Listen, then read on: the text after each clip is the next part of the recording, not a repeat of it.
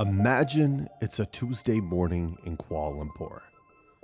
A mid-level manager at a semiconductor distributor site at his desk when the receptionist calls. There's some people here to see you. They're not customers. They're not competitors. They're U.S. officials from the Department of Commerce. And they've flown halfway around the world to ask you one question. Where did those chips go?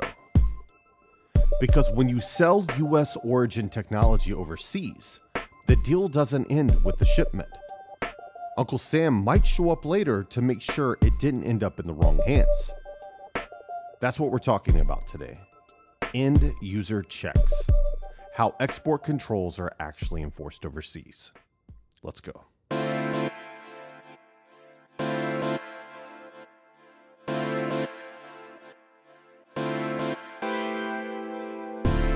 Hey everybody, welcome to Midweek Sitrep, your bi-weekly briefing on what's happening in the world of national security. My name is Jerry Fowler, and I'm your host. Every other week, I give you the context you need to see what's really going on so you can stay mission-focused. Today, we're diving into one of the least known but most important tools the U.S. has to keep its technology from powering rival militaries. That's end user checks. If you've never heard of them, don't worry. Most people haven't. But they're the way the U.S. makes sure sensitive exports like advanced chips, lab gear, and aerospace components don't end up where they're not supposed to go. This isn't theory. It's not just paperwork in Washington. It's U.S. officials flying across the world, knocking on doors, and verifying in person what companies are really doing with American technology. In this episode, we'll break down what end user checks are, why they exist, how they actually work, and what they mean for businesses, governments, and you, the listener. Along the way, we'll look at real cases from Malaysia to Turkey and explain why this obscure process is at the heart of today's tech and security battles. Let's get started. What are end user checks? Now, we've talked before about export controls, but here's a little refresher. Export controls are rules, but rules on paper don't stop shipments on the ground. Once an item leaves the US, it doesn't just vanish into the global supply chain. BIS, if you remember the Bureau of Industry and Security, they want to know where it ends up. So they do this through end user checks. And there's two types. There's PLC, pre-license checks. Before a license gets approved, BIS must confirm that the company applying is real, legitimate, and capable of using the product for its stated purpose. This is very important. The second is PSV, post-shipment verifications. After the export goes out, BIS may follow up in person to see if the product is where it's supposed to be, being used how it's supposed to be used. Now, these checks are carried out by export control officers. Those are U.S. officials assigned to embassies in places like Beijing, Hong Kong, Abu Dhabi, and Singapore. They work alongside commercial attachés and sometimes with local law enforcement agencies. Here's the key. They're not spies. They're not auditors in cubicles.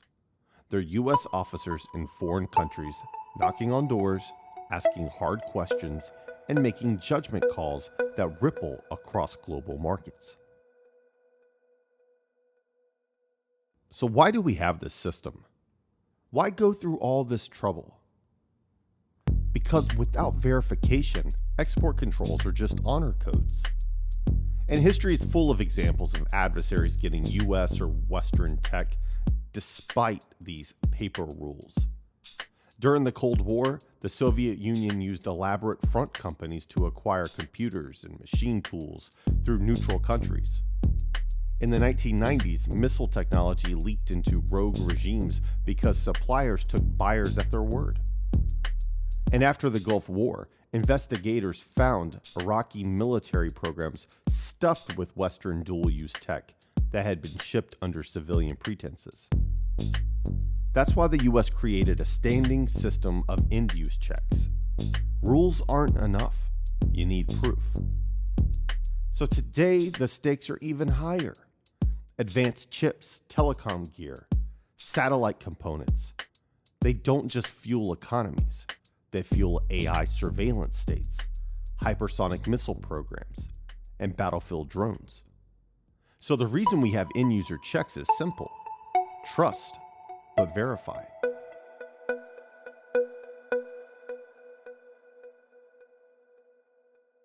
So what kind of products are getting checked? Well, here's the thing. Not every toaster, smartphone, or laptop is getting a knock on the door. The Bureau of Industry and Security isn't interested in chasing down microwaves in Manila. Instead, they focus on the crown jewels, the kinds of technologies that, if they slipped into the wrong hands, could tilt the balance of power. Think of it as triage. Go after the gear that matters most to national security. Now, that list usually looks like high-performance computing chips like GPUs and accelerators powerful enough to train artificial intelligence, simulate missile trajectories, or supercharge cyber attacks. These aren't your consumer-grade graphic cards. There's also telecom and network equipment, such as routers, switches, and base stations. On one hand, they run your Zoom calls. On the other, they can form the backbone of a surveillance system or secure command and control network.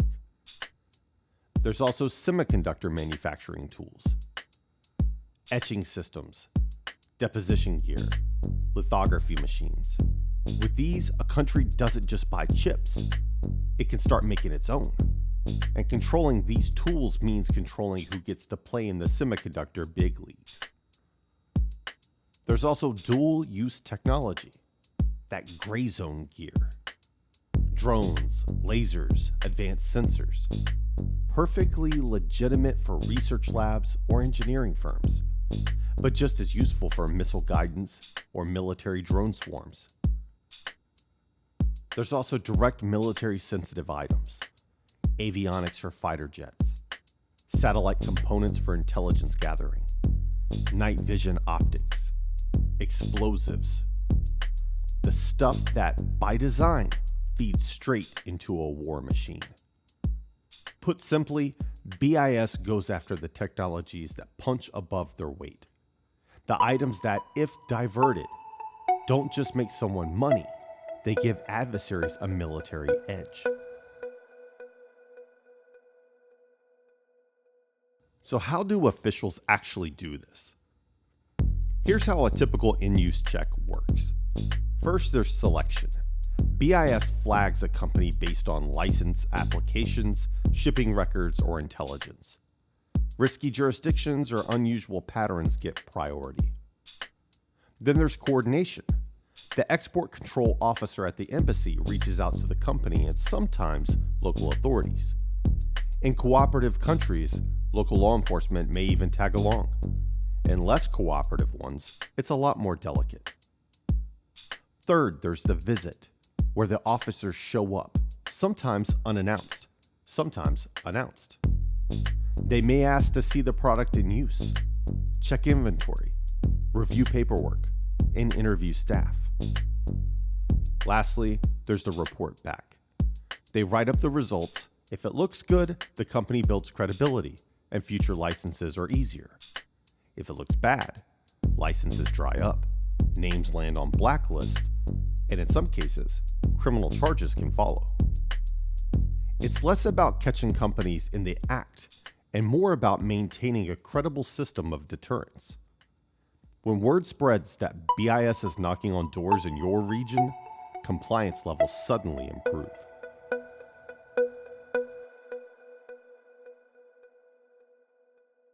Okay, story time. Let's talk about the Malaysia AI chip diversion case. In 2024, BIS agents in Malaysia followed up on shipments of high-performance GPUs. On paper, the chips were headed to a local reseller. Everything looked fine in the paperwork. But when officers visited, the office was nearly empty. There was minimal staff, sparse records, and the product trail pointed north. straight toward a blacklisted Chinese AI company known for military contracts. Now, that one visit became evidence in a U.S. indictment against the 3 individuals caught trying to smuggle restricted chips into China. And this case is ongoing. It's very interesting, and when it finally wraps up, I'm going to do a show on it. So please stay tuned. But the lesson here is end-use checks aren't just box ticking. They can blow open smuggling rings.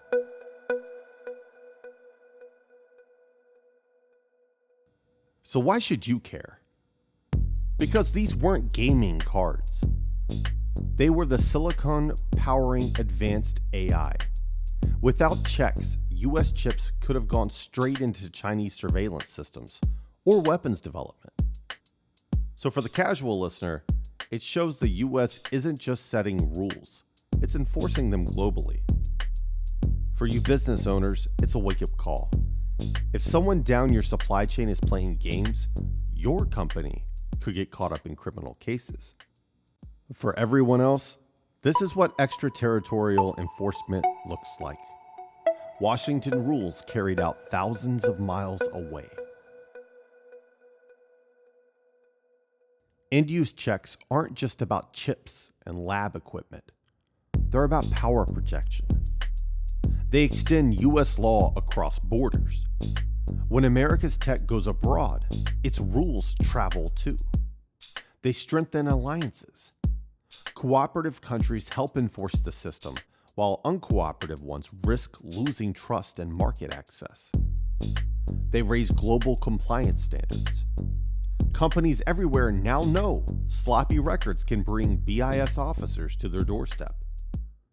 This isn't just enforcement.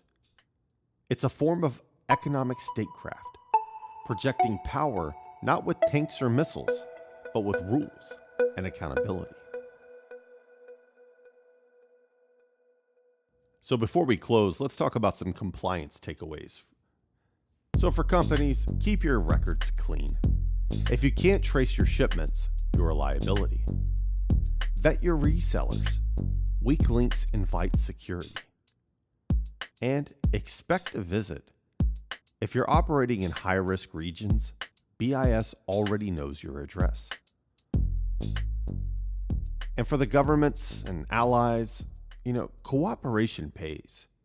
Countries that let BIS operate freely stay in good standing, and those that block or stall face trade and diplomatic friction.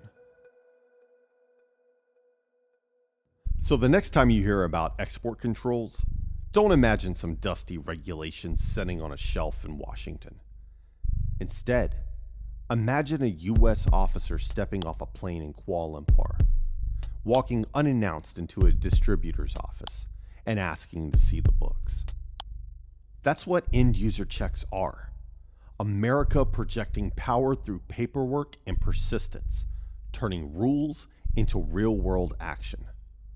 Because in today's world, it's not just about missiles and tanks. It's about chips, sensors, and servers, the invisible infrastructure of modern power. And when those technologies move across borders, so do America's rules. That's how the U.S. enforces its technology controls overseas. And that's why, in this era, everything is national security, even the chips on your desk.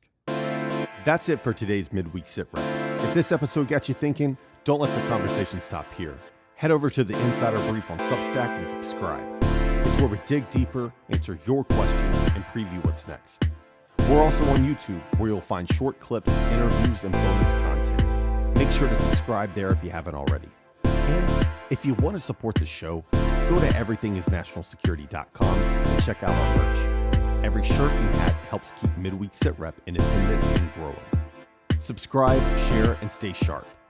I'm Jerry Fowler, and remember, everything is national security. See you next time. Midweek Sitrep with Jerry Fowler is an independent production of OpScent Media Group, LLC.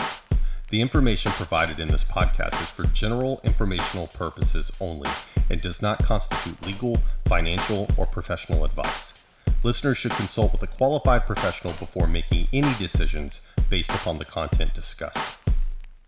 The views and opinions expressed in this podcast are solely those of the host, Jerry Fowler, and any guest, and do not reflect the official policy, position, or endorsement of any current or former employer, client, government agency, military organization, educational institution, or any other entity for which the host, Jerry Fowler, may be affiliated. Mention of a company, product, or service does not constitute an endorsement or recommendation. Any references are provided for informational purposes only. This podcast does not disclose any classified, proprietary, or confidential information. All discussions are based upon publicly available information and personal expertise. Everything's national security. Opcent Media Group, LLC.